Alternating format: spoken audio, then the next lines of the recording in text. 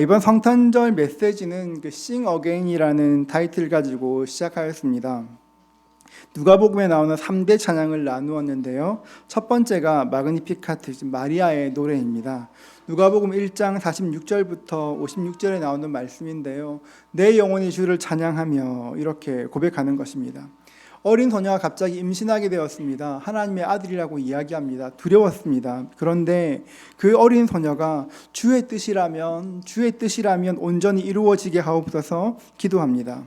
내 영혼이 주를 찬양한다. 그 말씀이 메갈리노란 단어라 말씀드렸는데요. 그 말씀은 주님 저를 통해 확장되어 주십시오. 주님을 모르는 이 시대에 나를 통해서 하나님 드러나시옵소서 고백하는 것입니다. 두 번째가 어제 나누었던 말씀인데요. 베네딕투스, 그러니까 누가복음 1장 67절부터 79절에 나오는 말씀입니다. 사가랴의 예언입니다. 하나님께서 사람이 되어 우리를 찾아오셨다는 그런 말씀입니다.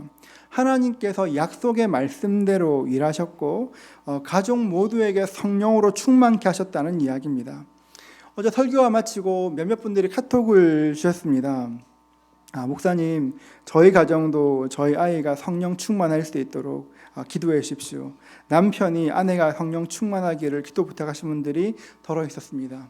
전 우리 위력의 모든 성도님들의 가정마다 우리 가족 모두가 성령으로 충만함 받는 그 은혜가 있으시기를 주의 이름으로 축복합니다.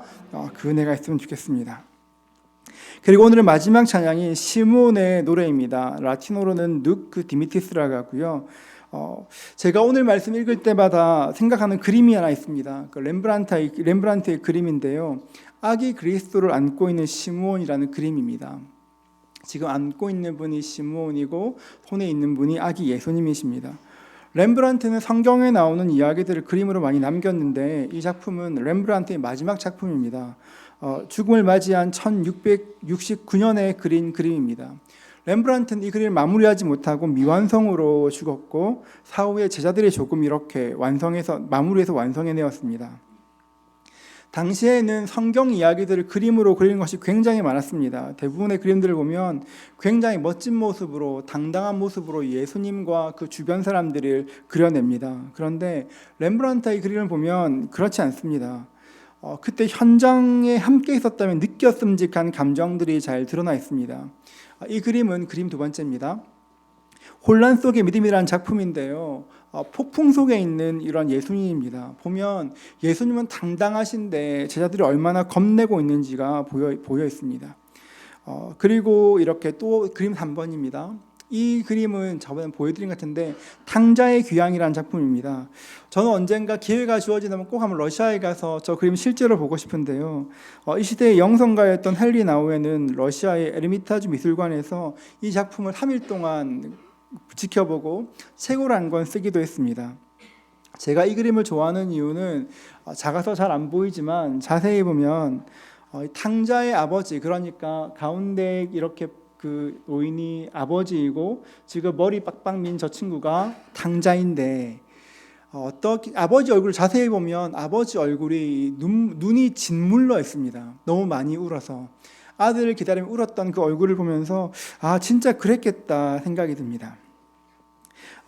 렘브란트는 이런 식으로 성경에 있는 사람들의 마음을 참 잘 드러내고 있습니다.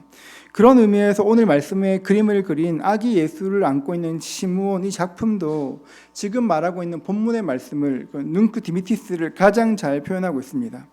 이 눈크란 말이 지금이란 말이고 디미티스는 허락하셨단 말인데 무엇을 허락하시는가? 25절과 26절은 이렇게 말합니다. 같이 한번 읽도록 하겠습니다.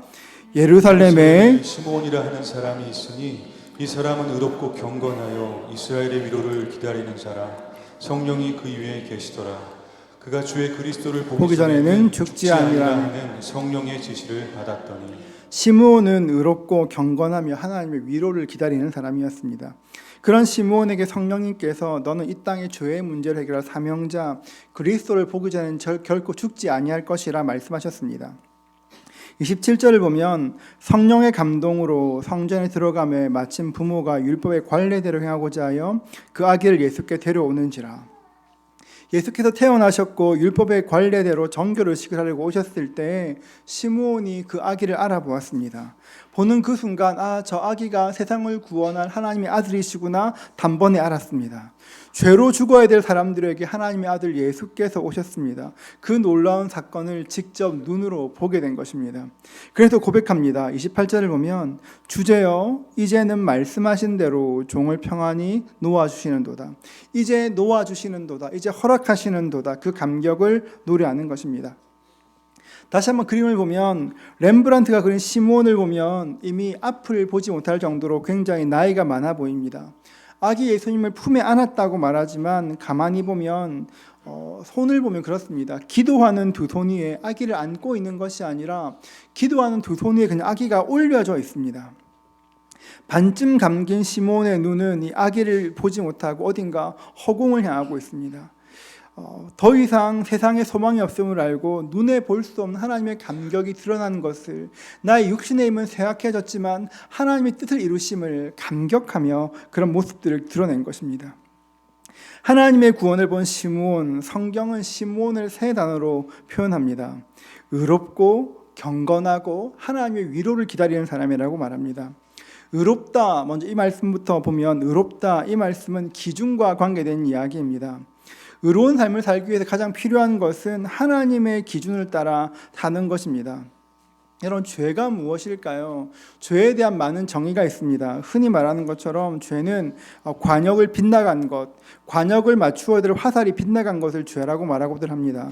정말 좋은 정의입니다. 근데 성경은 죄에 대해서 좀 더 정확하게 설명합니다. 요한 1서 3장 4절입니다. 죄를 짓는 자마다 불법을 행하나니 죄는 불법이니라. 여러분, 이 말씀은 다 동의가 되는 말입니다. 맞지? 죄는 불법이지.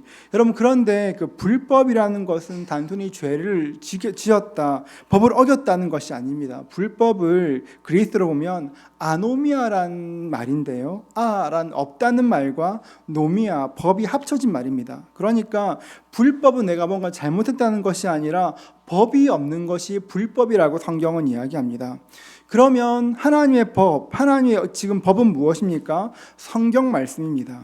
즉 불법이라는 것은 하나님의 법이 없는 것, 하나님 말씀 없이 사는 것이 죄라고 이야기하는 것입니다. 우리가 세상 살다 보면 법 없이도 살 수 있을 것 같은 사람들이 더러 있습니다. 예수 믿는 사람보다 훨씬 더 도덕적이고 타의 모범이 되는 사람도 있습니다. 착한 사람들 보면 법 필요 없지, 그런 마음 들 때 있습니다. 여러분, 그런데 법 없이도 살 것 같지만 사실은 법 없이 사는 것이 아닙니다. 그 사람 마음에는 자기 나름대로의 법이 있습니다. 법이 없으면 법대로 사는 것이 아니라 결국 자기가 주인이 되고 자기가 법이 되어 본성을 따라 살게 되는 것입니다. 법 없이 살면, 우리 생각을 따라 살면 우리의 그런 사상대로 살 수밖에 없습니다. 그렇기 때문에 죄는 우리가 생각하는 것들, 도둑질하거나 살인하거나 간음하거나 이런 것들은 죄의 열매일 뿐이지 죄 자체가 아닙니다. 요한 1서에서 말하는 것처럼 죄는 하나님 말씀 무시하고 자기가 법이 되어 사는 것이 죄입니다. 시므온에게 의롭다 했던 그 말씀은 하나님 말씀이 시므온의 삶의 기준이 되었다, 바로 그 말씀입니다. 여러분, 그렇기 때문에 우리가 늘 해야 될 것이 있다면 날마다 하나님의 말씀을 읽어야 합니다. 하나님 말씀이 우리 영혼에 가득할 수 있도록 날마다 그 말씀을 영혼에 채워야 합니다. 어제 설교 때 최경주 선수의 이야기를 했던 것처럼 여러분, 말씀을 마음에 막 집어넣어 놓으십시오. 그러면 그 다음은 내 안에 계신 성령께서 일하십니다.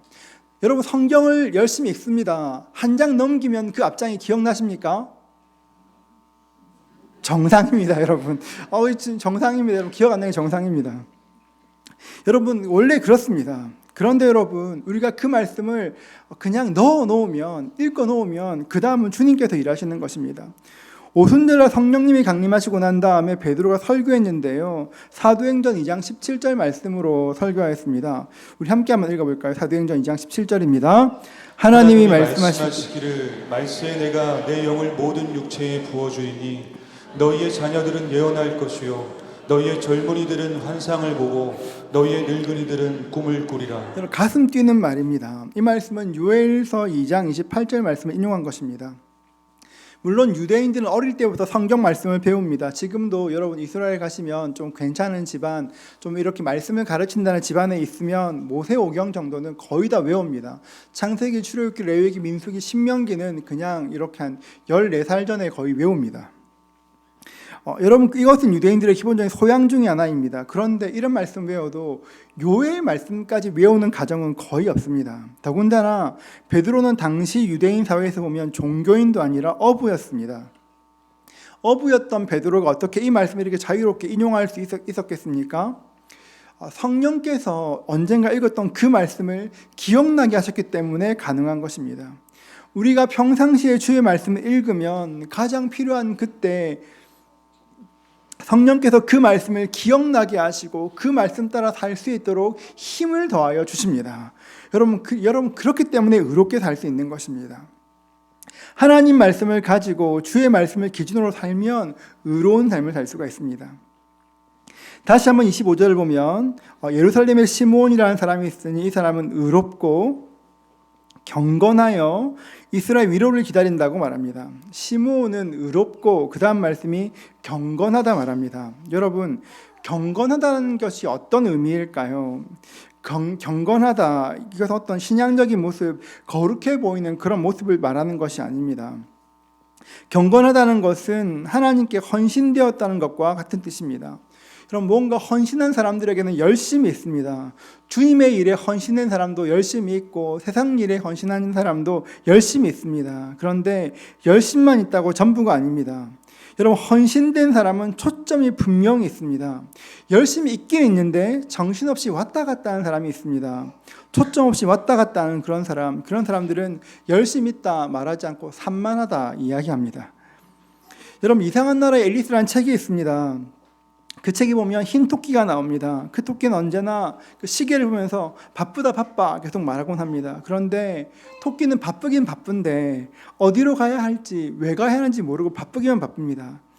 여러분, 어떻게 보면 우리의 삶이 그 흰 토끼처럼 부산할 때가 많습니다. 바쁘고 또 바쁜데 삶의 방향이 분명치 않으니까 열심을 다하지만 힘들 때가 참 많습니다. 경건에 이룰 수 없을 때가 많습니다.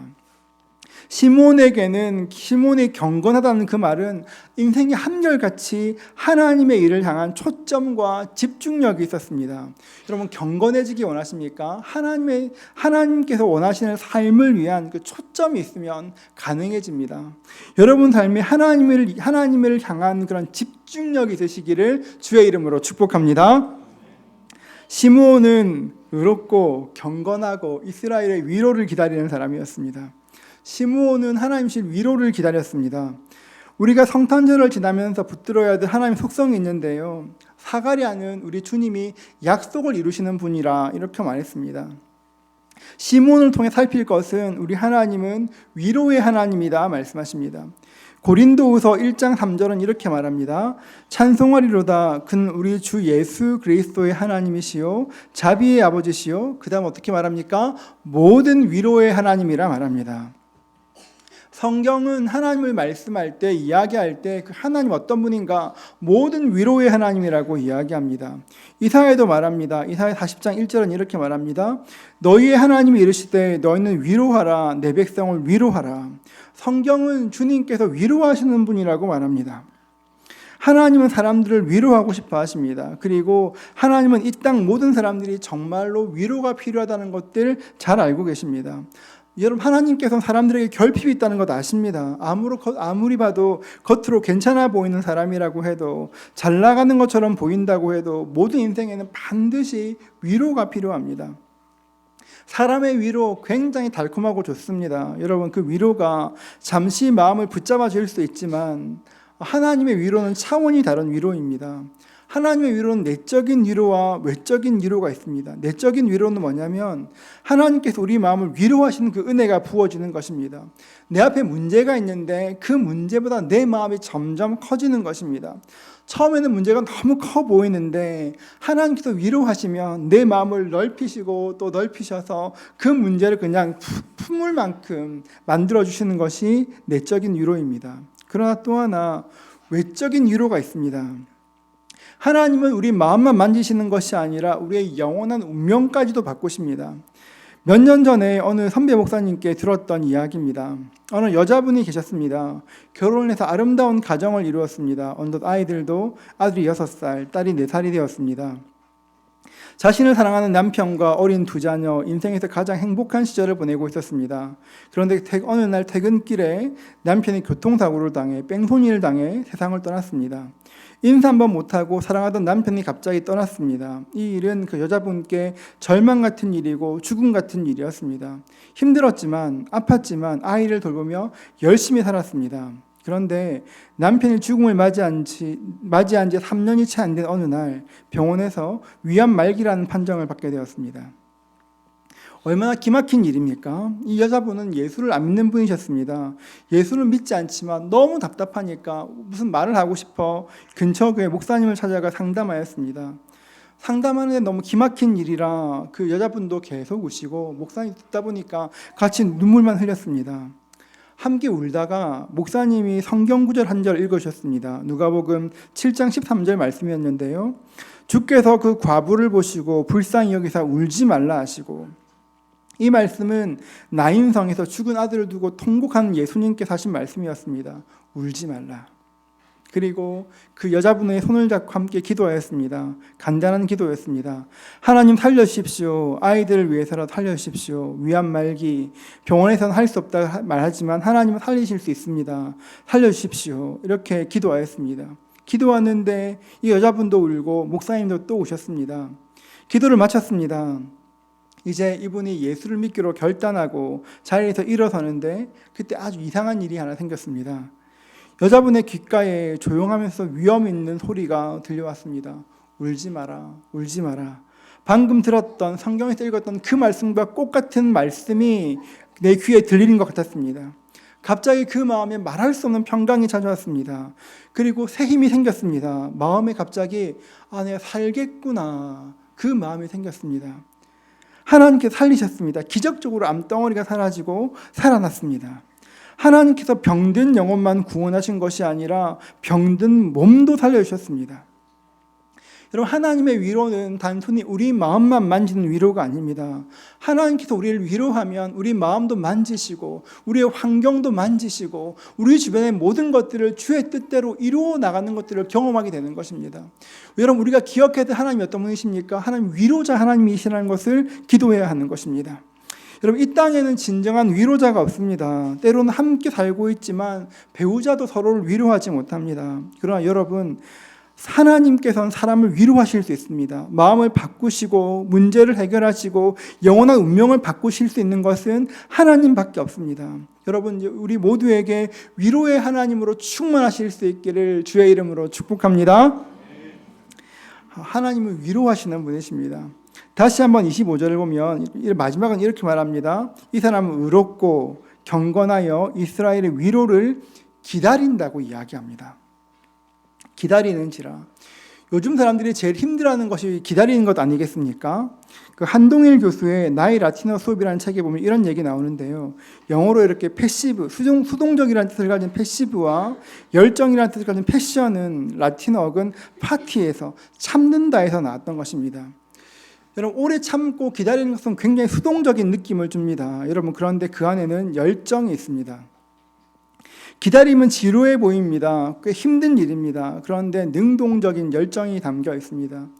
아이를 임신한 엄마는 기다릴 수 있습니다. 어떻게 보면 아이를 임신한 동안 할 수 있는 것이 아무것도 없습니다. 그저 잘 자라기만 기도할 따름입니다. 그런데 그 아이가 엄마 뱃속에서 점점 자라 성장하게 됩니다. 그것이 생명의 신비지 않습니까?